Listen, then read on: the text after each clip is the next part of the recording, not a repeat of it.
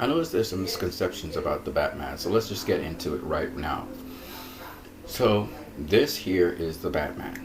This is the current iteration of Batman in live action that we had on the big screen. Ben Affleck plays the role of Bruce Wayne and the Batman in the upcoming Batman movie that will be directed by Matt Reeves, as well as in Batman v Superman and the upcoming Justice League, as well as in Suicide Squad. I hear this common statement made that one, Batman is okay with killing, therefore why didn't he kill the Joker? Two, they say that this Batman, he's supposed to be the world's greatest detective. How come he didn't research Superman? How come he didn't know Lex Luthor was manipulating him? Three, they say Batman doesn't kill, period. And Batman was killing in this movie. And four, Batman would never look to kill Superman. And he works with Superman on the Justice League. We've seen him in animated series. We've seen him in the comics. Alright, let's address all those things as quickly as we can, because I've been hearing these common statements over and over and over again, and to me it's so retarded, because the movie basically addressed every single one of those statements. It literally tells you why Batman was the way he was in the movie, and also gives you his motivations, as well as tells you that this is not your typical Batman. Batman doesn't typically behave this way. So let's get into it. The first one is, if Batman is okay with killing, why hasn't he killed the Joker? First of all, Batman has never been okay with killing. Okay? The reason Batman kills, now this is totally different. If Batman kills someone, it's not usually a direct murder. It's by proxy. Something blew up, or sometimes someone gets thrown somewhere. Okay? But Batman has never been okay with killing. He is not one of those people, the first thing that comes to his mind is to kill someone. Okay? He would be just as bad as the criminals that he's trying to apprehend. Okay? The other thing people need to understand is Batman is your modern day outlaw. He himself, according to the law, is a criminal. He's a vigilante. He's a criminal. Batman follows after Zorro. Zorro was a vigilante. He was a criminal. Why Batman is received and respected is because Batman does things that the law in Gotham will not allow police and other people to do. And so he's able to get information on people through unethical means, like he doesn't get a search warrant to get into your house. He just appears inside your house, okay? So he breaks a lot of laws, like breaking and entering. Batman will break and enter a premise, okay? Something police can't do unless they have a search warrant.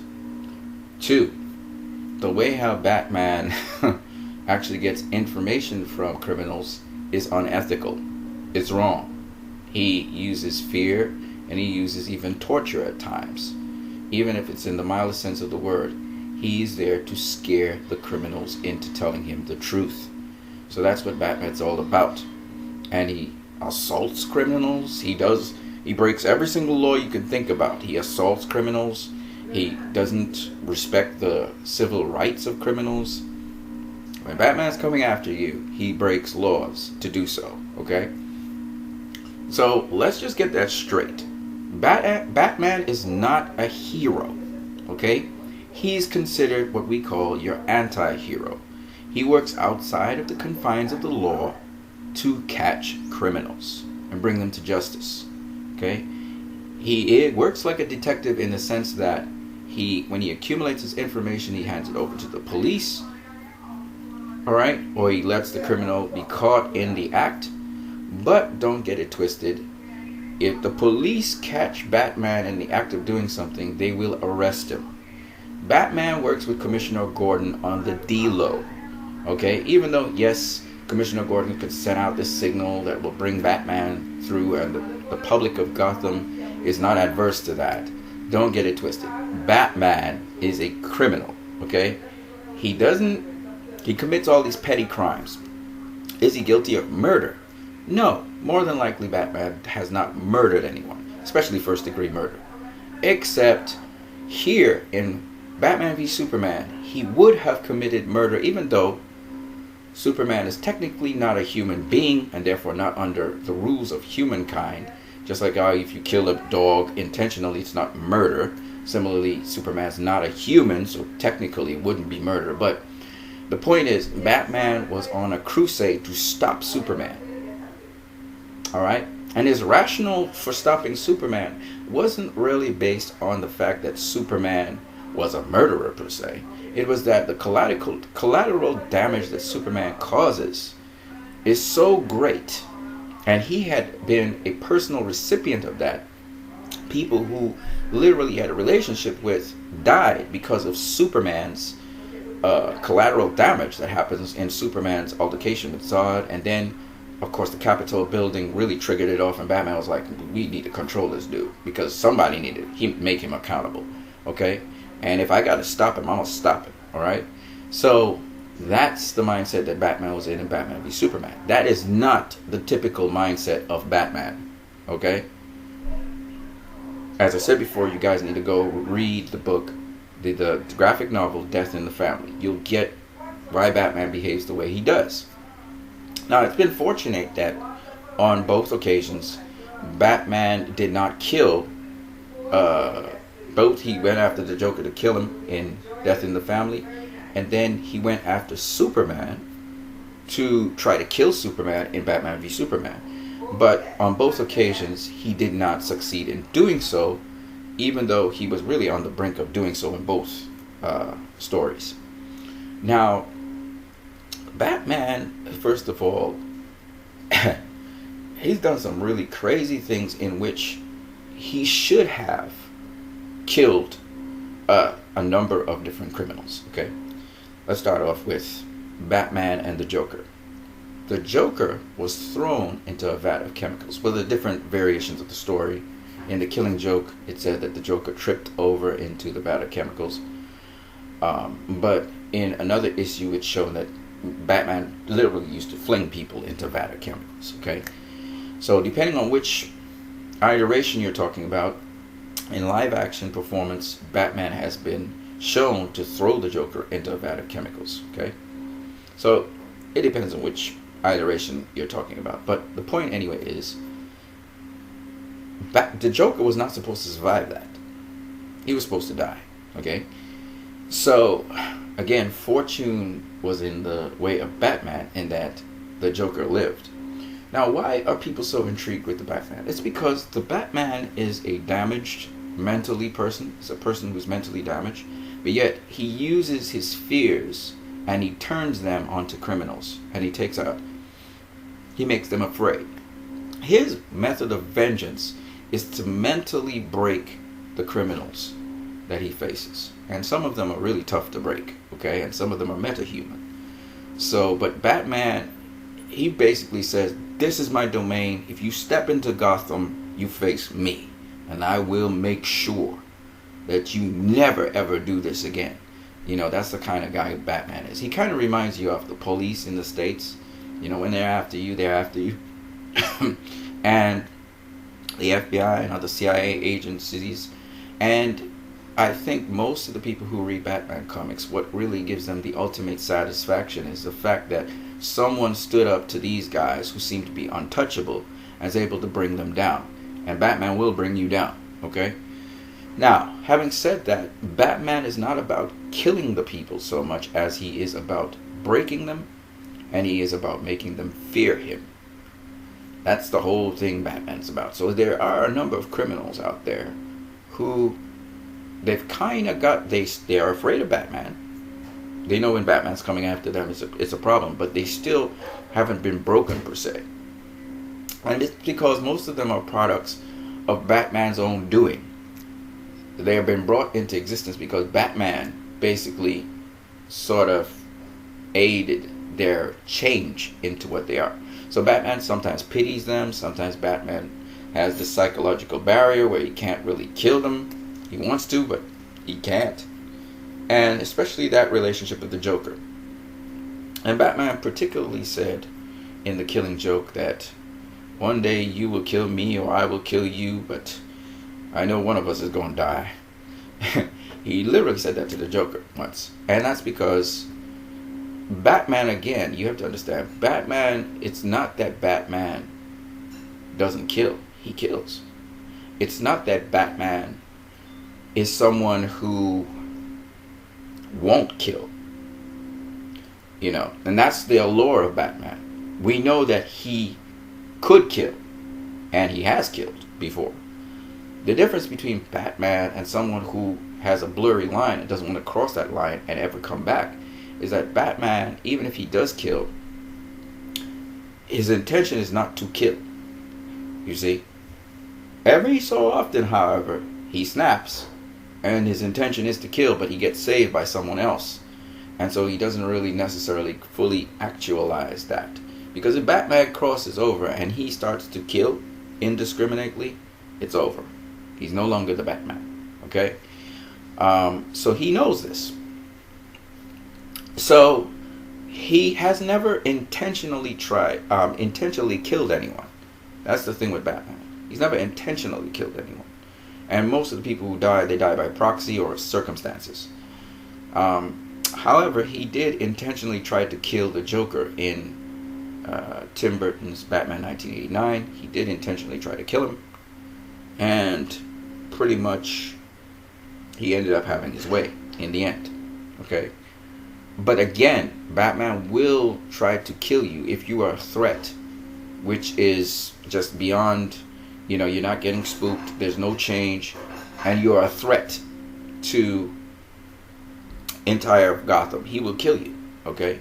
He killed Ra's al Ghul a number of times in the comics and even in real life. He killed him. And the point is that Batman, people think he has this code of honor. There's no written code of honor on Batman. There's no written code of honor. You won't find it anywhere. But what you will find is that as you read the comics, it is somewhat implicit that Batman, he doesn't necessarily use guns, even though he does at times use guns on his person. And also, he's not out to kill people. He is, even criminals, he's not out to kill them. That's not the first thing on his mind. The first thing on his mind is intimidation. Flip the script on them. Make them suffer. Make them understand what the victims are feeling. That's what Batman's all about. He's about scaring them stupid so that they don't step into Gotham. That's the whole purpose of Batman. The thing that runs Batman is fear. He is about to bring the fear to you. That's what he wants to do. Now, I know Scarecrow also does that chemically, but Batman's all about that. He's about relentless pressure and fear. And he uses the mystery of him being the Batman and that you don't know what he's thinking and stuff. Kind of like Dirty Harry, He's like that kind of dude. He uses that mystery and that almost seeming insensitivity, meaning he doesn't seem to have emotions, to get into your head and use his detective work to get behind and circumvent the criminals, to be a step ahead of them. But his main weapon is fear. Okay? That's his main weapon. That's what the Batman uses. He is a criminal. He is an outlaw. That is what's so alluring about the Batman. He's weird. He came from... the character actually emerged as an inspiration from Darkman, I think it was. Not Darkman. I can't remember his name right now. But if you guys know it, just put it in the comment section below. So you have to understand, Batman is a weirdo. Okay? He's weird. He's a little bit mentally disturbed. He doesn't have all his screws there. Okay? So that's what appeals to everybody. He's a flawed character. And he's not your typical so-called quote and unquote superhero. He's not really a superhero. He's not about that. He's about necessity. And for him, necessity is the mother of invention. So when Christopher Nolan sort of romanticized the Batman idea, a lot of people went with it. But it's not what Batman is. At his core, Batman doesn't give a damn about whether people think of him as a hero or not. He doesn't care about that. He's very functional. He's about getting the job done, about getting these criminals. His focus is always on the criminal. And he always thinking about the negative and the possibilities of negative things happening. That's Batman. Now, we've seen at the end of Batman v Superman, Batman actually being hopeful, a hopeful Batman. But again, how Batman will go about doing this is in the Batman way. Right? And so that's the funny part about the whole thing. Superman gave him some hope, but Batman is more of a sarcastic kind of person more than he is a positive kind of person. He's not an inspirational person. He's not trying to inspire. When he was a mentor to Robin and all of the other guys of the gang, again, he's somewhat sarcastic. He's very limited in what he says. He's always very serious. And these are the things that you have to understand about Batman. But yet at the same time, he's kind of tough love kind of guy. You know, he doesn't smile a lot. He doesn't laugh. He's not bubbly. He's not about jokes.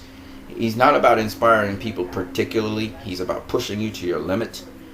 So when you think about Batman, that's the kind of character. He's almost like Oscar the Grouch on Sesame Street, if you guys know who that is. He's not Elmo, you know. Flash is more like Elmo, you know. He's more like Oscar, okay? He's kind of grumpy. He's kind of grizzled. He's kind of tough. He's very tough. Military-like. So when you think about Batman, that's what you think about. When you think about Christopher Nolan's Batman, no disrespect to Christopher Nolan, it's loosely associated with the Batman character from the comics. You remember Christopher Nolan's premise was, if we had these mythical characters in reality, this is how they would be. So he completely departed from the lore quite a lot, okay? And he created his version of Batman, a Christopher Nolan Batman. You know, it's strange hearing people say Zack Snyder's Batman is not like Batman. It's so weird to hear.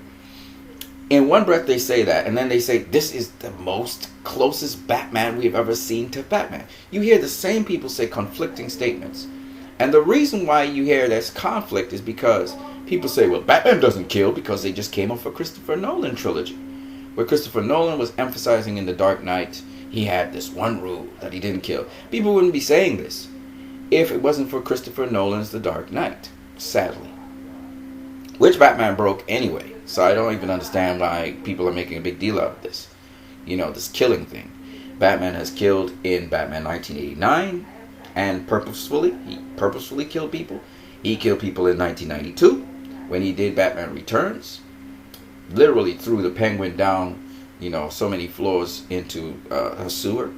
Batman has killed in Batman Forever. He killed Harvey Dent. He killed in Batman and Robin.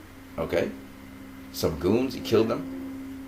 He is killed in Batman Begins. He killed Ra's al Ghul. He is killed in The Dark Knight. He killed Harvey Dent again. And he is killed in The Dark Knight Rises. He is killed in every single live action performance in the movies, big screen. He's killed. So I just don't get the logic behind it, but this is how people think. Let's move on. So they said, Batman, he's okay with killing, so why didn't he kill the Joker before? It's because, as I said before, Batman, after the Black Zero event in Metropolis, changed. He got more brutal. He got more brooding because he had realized the potential of Superman, who was an alien. It's the first time Batman is encountering an alien in live action television. Okay? He's encountered metahumans, but not aliens. And superpowered aliens. So this is his reaction to that in live action. Okay? So that's why he ended up by proxy killing a couple people, shooting a couple people, and so on. It's because this Batman needed to be at his peak, and he realized the threat he was against, so he became more brutal. He started branding people after the 9/11, after the Black Zero event. He started branding people, folks. He got really, really brutal. All right? He didn't kill as many people as people say he did and call him Murderverse Batman and all this crap. He didn't kill as many people, but he did get much, much more brutal. Okay? So, that's why he didn't kill the Joker. We saw in Suicide Squad that he apprehended Harley Quinn. Should have killed her if he was that kind of Batman that you guys are talking about. He shouldn't have just killed her. He should have brutalized her. He should have beat her up, branded her, and so on. He didn't do that, right? Also, he did not kill the Joker. And we all know that the Joker killed Robin. But, don't get it twisted, he beat on him bad. Because as David Ayer alleged, the Joker's teeth, why he has gold teeth, and some of his teeth look like ivory and normal, and he has damage on his forehead, is because Batman beat the crap out of him for killing Robin. So the Joker got a beating of a lifetime, okay, in which he smashed up all his teeth in his mouth, probably broke a couple bones, impaled his skull and stuff. So that's why the Joker says he's damaged. Okay, so yes, Batman is a very brutal guy in this universe, but that doesn't mean that Batman, he goes around killing people, and he's done it for his whole career.